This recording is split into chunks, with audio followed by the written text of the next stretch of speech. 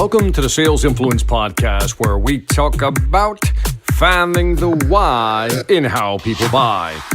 I'm your host, Victor Antonio. Thank you for joining me. Thank you for lending me your ears. Hey, today I want to give you a simple strategy. A simple strategy that you can use to close out a presentation. Now, I always say that towards the end of a presentation, you have to stick the landing. Stick the landing is a phrase that I learned when I was on my TV show, Life or Debt. If you haven't checked out Life or Debt, go to Amazon or Hulu, type in Life or Debt, Victor Antonio. And I had a director who always said, Victor, when you make a statement, it has to be a powerful closing statement. You have to stick the landing.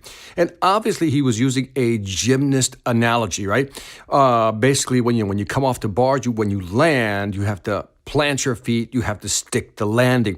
Basically, what he was saying is you got to be strong. It's got to be firm right at the end when you do that. And in selling, it's the same thing.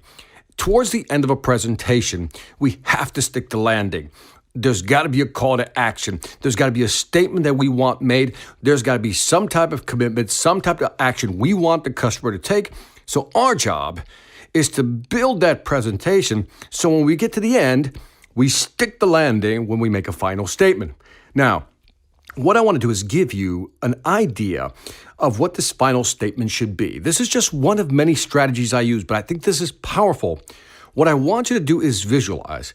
You've done a presentation, it's been a great presentation, and you've emphasized key points throughout the presentation. Now, the customer or the people in the room are overwhelmed, maybe.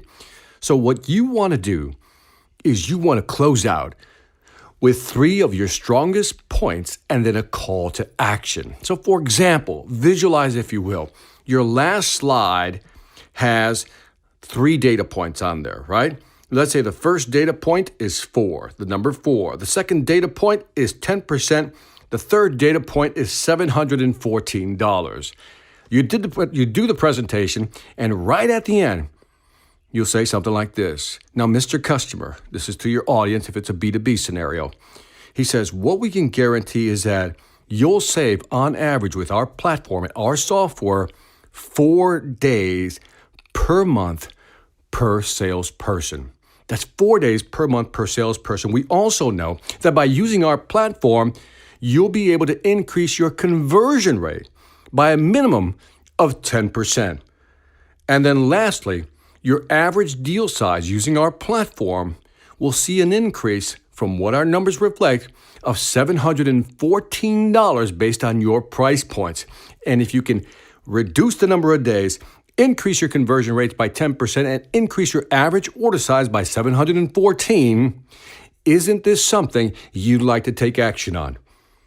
And then go silent. Now again, I'm making these numbers up, but you get the idea. Too often we give them a lot of content and they're like, what are we doing? So what you want to do is create a very strong landing. Now, I want you to think about this for a second. How would you close out your presentation? What would be your 3 points that you make right at the end that then lead into a call to action comment? Based on the numbers I've just shown you, when should we get started? Based on these data points, is there any reason we shouldn't get started? See, that's the call to action. You're asking them for a commitment. Again, sticking the landing is one thing, making your 3 hard statements, but then asking for the order. And when I ask for the order, I'm also asking for buy now or what's the next step in the sales process? In other words, how do I advance the sale to the next stage? So think about this. Short podcast. I want you to think about this. If I asked you right now, you're closing out your presentation, what are your 3 closing points, strong closing points? I'm not talking about we're going to give you better service, we're going to be there for you all the time, and we're very customer-centric. Those are not strong closing points. If you can give the customer tangible benefits from what your product or service offers, and then you can quantify those numbers, that's what they want to hear. That's a strong landing. That's really sticking the landing. So again, give it some thought. What I want you to think about is, how would you close out your presentation, and then what would your call to action be? And that is it for the Sales Influence Podcast. Don't forget to leave me some feedback on iTunes, Stitcher, or YouTube. Let me know what you think. I'd greatly appreciate it. Also, check out my online sales training platform, the Sales Velocity Academy. It continues to grow, over 500 videos, all my books. If you're serious about increasing your sales velocity, go to salesvelocityacademy.com. Lastly, I want to thank you for listening. This is Victor Antonio, always reminding you, selling ain't hard when you know how. Take care.